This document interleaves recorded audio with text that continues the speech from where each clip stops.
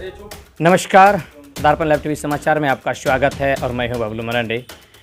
आज मैं तीसरे चरण के लोकसभा चुनाव में मैं अररिया का लोकसभा क्षेत्र में मैं हूं और इस वक्त मैं एक जाते जाते रास्ते में कुछ शख्स मिले। मैं उन शख्स से बूढ़े बुजुर्ग लगे और मैंने सोचा कि क्यों ना इनसे कुछ जानकारी लिया जाए और जिस कारण से मैं इस गाँव में पहुँचा हूँ। और ये जोकीहाट प्रखंड पाया जाता है। जोकीहाट प्रखंड का एक ये करीबी एरिया, इस एरिया जो है वो है मोंगरा एरिया है। आप लोग अच्छी तरह से जानते होंगे। मैं उस क्षेत्र में हूँ और बहुत ही बुजुर्ग है, शायद इनका चुनावी दौर में बहुत ही जानकार इनके पास से अच्छे नॉलेज है। मैं उनसे जानकारी लेना चाहूँगा। हमारे बीच में शख्स हैं, हम उनसे कुछ जानकारी लेना चाहेंगे। अंकल जी, आपका नाम क्या है? मोहम्मद कासिम। मोहम्मद कासिम। कितना उम्र हुआ आपका? 70 साल हो गया। आपको चुनाव में तो बहुत एक्सपीरियंस आपको हुआ होगा, है ना? हाँ। तो इस बार का चुनावी माहौल अपना लोकसभा का क्या हाल है इधर में? एक हाथ एक पाँव ये कच्ची है, एक हाथ एक पाँव कच्ची है, हम नहीं बोल सकते। नहीं बोल सकते हैं। हाँ। लेकिन चुनाव में इस बार जो है कि कैसा लगता है? वोट देने जाएंगे ना? हाँ, वोट देने जाएंगे? हाँ, वोट देने जाएंगे। वोट देंगे? अच्छा, ठीक है। तो चुनाव का माहौल इतना जानकार नहीं है आपके पास? नहीं, चुनाव का माहौल हाँ, जानकार नहीं। इस बार नहीं है। नहीं। लेकिन फिर भी आप बहुत एक्सपीरियंस है चुनाव के मामले में। चुनाव का 70 से आज तक हम किए हैं काम। 70 से आप चुनाव डाल रहे हैं, मतलब वो पोलिंग कर रहे हैं आप? हाँ। 70 से, जी हाँ। तो इस प्रकार से ये देख रहे हैं, बूढ़े बुजुर्ग हैं, बहुत दिन से इनके पास ये जानकार हैं और ये इनके पास अच्छी नॉलेज है, लेकिन बोलने में तो असमर्थ हैं क्योंकि उम्र बहुत ज़्यादा हो गए हैं और बोलने में असमर्थ हैं। लेकिन फिर भी अच्छे बताए कि 1970 से लेकर के वो आज तक वोट कर रहे हैं और अभी भी वोटिंग करने जाएंगे, जो 7 मई को होने वाला है। हमारे पास नेक्स्ट और भी लोग। भैया कैसे हैं आप? जी ठीक है। क्या हाल है? ठीक है, सब ठीक है। इस बार चुनाव का माहौल कैसा लग रहा है?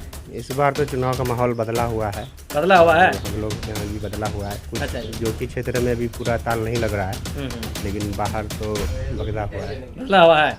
क्या इस बार चुनाव का मुद्दा क्या है? इस बार चुनाव का मुद्दा है रोजगार है, विकास है। युवा जो बेरोजगार घूम रहा है उसके लिए रोजगार का जरूरत है।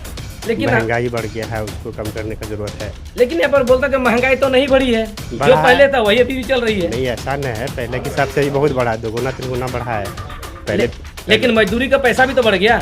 मजदूरी का पैसा कहाँ बढ़ा है? मजदूरी का जो रेट था वही है, कहाँ बढ़ा है? पहले 200-300 चल रहा था, अभी भी वही चल रहा है, 300-400 चल रहा है। ये बोल रहा कि गैस का पूरा सब्सिडी मिल रहा है, कहाँ महंगाई? खुद नहीं मिला, अभी तक कोई सब्सिडी नहीं मिला। गैस भराए अभी तक पहुँचा नहीं है कोई सब्सिडी हम लोगों को।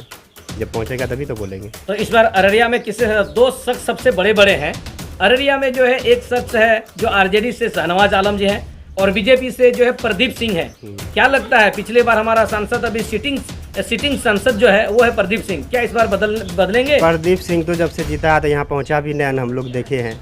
और दूसरी बात है कि 2 बार उसको मौका मिल रहा है। इस बार जो नया आया है शाहनवाज, उसको हम लोग देखना चाहते हैं, इस बार बुलाना चाहते तो हैं। क्या मतलब क्या लगता है इस बार सत्ता बदलेगी इस बार अररिया में? उम्मीद तो है कि बदलेगा। पूरी उम्मीद है? जी, पूरा बना लिए है उम्मीद, मतलब इस बार सत्ता बदलना है। हाँ, हम लोग तो बनाइए लिए है। अच्छा, चलिए ठीक है। मैं और भी लोग हैं, मैं उनसे और कोई जानकारी लेना चाहता हूँ। हाँ, हो गया? हाँ, ले लो। छोड़ दो उनको। हमारे पास युवा हैं और युवा के लिए हमारे मोदी साहब ने बहुत कुछ कहा था। तो आज हमारे पास युवा भाई, हमें युवा भाई से जानकारी लें। क्या नाम है भाई आप सबका? जी MD शादाब। साहब, कहाँ तक पढ़ाई किए हैं? ग्रेजुएशन कंप्लीट है मेरा। कौन सा सब्जेक्ट से? पॉलिटिकल साइंस से। पॉलिटिकल साइंस है? जी। तब तो आपको जॉब मिल गई होंगे। नहीं, जॉब कहाँ आई? बोले थे 2 करोड़ रोजगार देंगे हर साल। हाँ। 1 लाख रोजगार भी साल में नहीं मिला है किसी को। महंगाई बढ़ गई है, बेरोजगारी बढ़ गई है। आज तक देश के आज़ादी के बाद आज तक इतना बेरोजगारी कभी नहीं हुआ है। कभी नहीं हुआ था? कभी नहीं हुआ। इस सरकार के दौर में हुआ है। लेकिन उसने तो कहा था मैं रोजगार दे रहा हूँ, सभी को रोजगार दे दिया हूँ। तो कहाँ है रोजगार? आप देख लीजिए, बोले थे अच्छे दिन लाएंगे, अच्छे दिन कहाँ है? अच्छे दिन तो अंबानी, अडानी, नीरव मोदी के आए। जनता का किसका अच्छा दिन आया? नहीं, अच्छे दिन तो आ गया ना। आप फ्री में अकाउंट खोल रहे हैं, अभी बच्चे लोग स्कूल में पढ़ रहे हैं। फ्री में अकाउंट खोले जाते हैं, 200 से 250 रुपया लेता है अकाउंट खोलने के लिए। हर चीज में घूस चलता है, घूसखोरी चलता है। वो तो बोले थे सारे घूसखोर को निकाल देंगे, बोले थे। कहाँ हुआ? अभी इंदिरा आवास मिलता है तो आधा पैसा तो ऐसे ही खा जाता है उसका दलाल सब, जो सब पैसा दिलवाता है।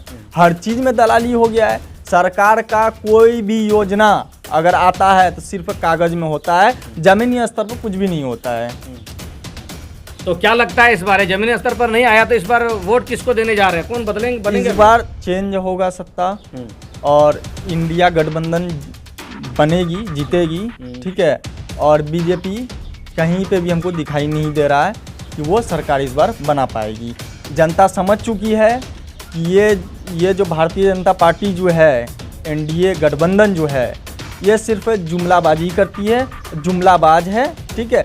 सिर्फ झूठ पर झूठ, झूठ पर झूठ, झूठ पर झूठ ही बोलते जा रहे हैं। लेकिन ये मोदी जी तो बोलते हैं कि अभी पाकिस्तान थर-थर काँप रहा है, चाइना काँप रहा है, हमारा जो है कि 370 धाराएं हमारे खत्म हो गई जम्मू कश्मीर से, और क्या होगा इसमें? पाकिस्तान थर-थर काँप रहा है, चाइना थर-थर काँप रहा है। आपको तो पता है पीओके वाला मामला, क्यों वो ज़मीन कब्जा किए हुए है, हाँ, जम्मू कश्मीर वाला मामला। तो इंडिया का ज़मीन कब्जा करके रखेगा, अगर थर-थर काँपता तो वो डर से छोड़ नहीं देता उसको। है ताकत प्रधानमंत्री उसको छुड़ा के ले आ जाए। कहाँ थर-थर काँप रहा है पाकिस्तान? सिर्फ जनता को मूर्ख बनाने का काम कर रही है सरकार। तो इस बार क्या लग रहा है, मतलब जो उसका सारा जानकारी मिल चुकी है, आप लोग सब जान चुके हैं उसके बारे में?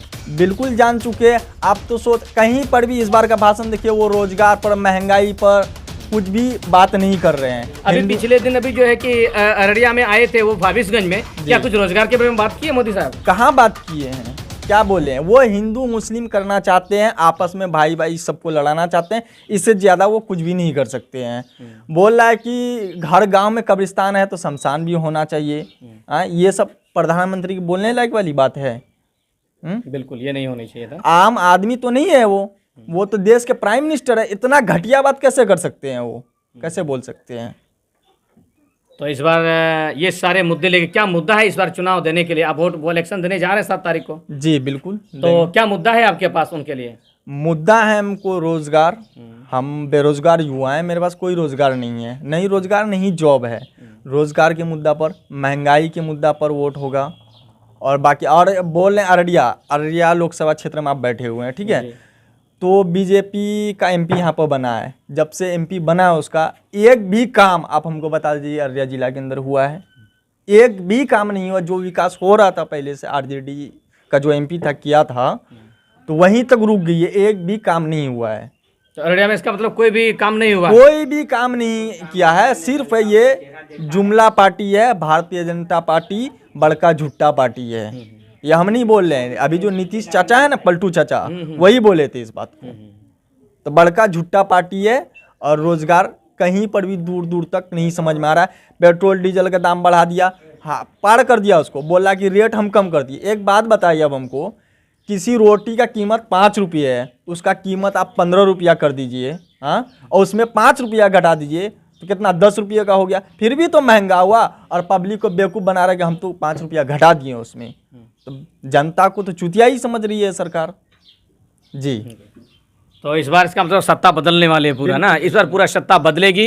ये युवा हैं और युवा ग्रेजुएशन कर चुके हैं, और अभी तक इनके लिए कोई भी चीज़ ऐसी चीज़ योजनाएं नहीं है जिस योजना के तहत ये आगे बढ़ पाए। तो इनके पास अच्छे अच्छे मुद्दे हैं जिसमें रोजगार युवाओं के लिए मिलनी चाहिए, पब्लिक महिलाओं के लिए होनी चाहिए, महिलाओं की मुद्दा होना चाहिए, रोजगार की मुद्दा होना चाहिए, शिक्षा के बारे में योजना होना चाहिए, और बहुत सारे ऐसे मुद्दे हैं जिसमें हमारे प्रधानमंत्री बातें नहीं करते हैं। लेकिन युवा जाग चुकी है, और क्या होगा वो तो आपको 7 मई को पता चलेगा, और 4 जून को काउंटिंग में पता चलेगा कि आखिर इस बार की सत्ता किसके हाथ में होती है। Stop small the tea stop the you don't want to say, या I am coming again to another saying to friend please. आप बोलिए सर। चाचा जी कैसे हैं आप?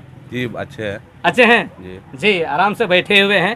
तो इस बार मैं सोचा कि थोड़ा सा मैं पब्लिक ओपिनियन में ले लूँ। तो इस चौक में मैं पहली बार आया हूँ, तो पब्लिक ओपिनियन इस बार चुनाव का माहौल क्या है इस एरिया में सर? माहौल क्या रहेगा, जो भी कैंडिडेट हो, चाहे वो बीजेपी से हो चाहे वो आरजेडी से हो, वो लोग सोचते हैं कि हम लोगों का, बीजेपी वाला सोचते हैं मेरा वोट हैया मिलवा करेगा, आरजेडी वाला सोच रहे हैं कि मुस्लिम हैया है, यादव है, हमको वोट मिलवा करेगा। तो कैंडिडेट के लायक दोनों में कोई नहीं है। ये दो कैंडिडेट जो दौर में जो है अररिया लोकसभा से, दोनों में कोई लायक नहीं है। नहीं अभी तक आए नहीं है इधर। आते होंगे तो किसी टाइम में आते हैं, शामों में घूम घाम के, पब्लिक को कोई उससे फायदा नहीं है। क्योंकि आप पप्पू यादव को ही देखिए, वो पब्लिक के लिए किस तरह करते हैं, पब्लिक उसके लिए मरते हैं। तो हमारे कैंडिडेट के लिए क्यों नहीं मरते हैं, चाहे वो शाहनवाज साहब हो चाहे वो प्रदीप सिंह हो।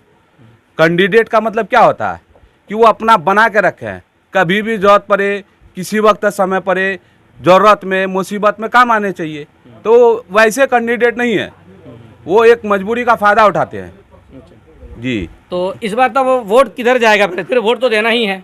वोट देना है, वोट महंगाई हर चीज़ को देखते हुए हम लोग सोचे हैं कि इस बार राहुल गांधी को इस बार मौका दिया जाए। उसका अच्छा ही है, युवा है, स्टूडेंट के लिए और गरीब के लिए सोचे हैं कुछ करेंगे वो, इसलिए हम लोग का सोचा कि इस बार राहुल गांधी का हाथ मजबूत करें। देखिए, वोट देने ऊपर के सत्ता को ही देख करके हम लोग वोट दे रहे हैं, वरना कैंडिडेट के लायक नहीं है। कोई भी कैंडिडेट नहीं, वो सब नहीं है, वो बेकार बात है। कैंडिडेट होना चाहिए ऐसा जो हर वक्त किसी की मजबूरी में काम आए। ये क्या, जब चुनाव आया घूम लिया, फिर बाद में अपना है आराम से बैठे हुए, वैसे कैंडिडेट की कोई जरूरत नहीं है। वो एक मजबूरी के कारण इस बार जो भी कैंडिडेट रहेंगे राहुल को वोट मिलेगा।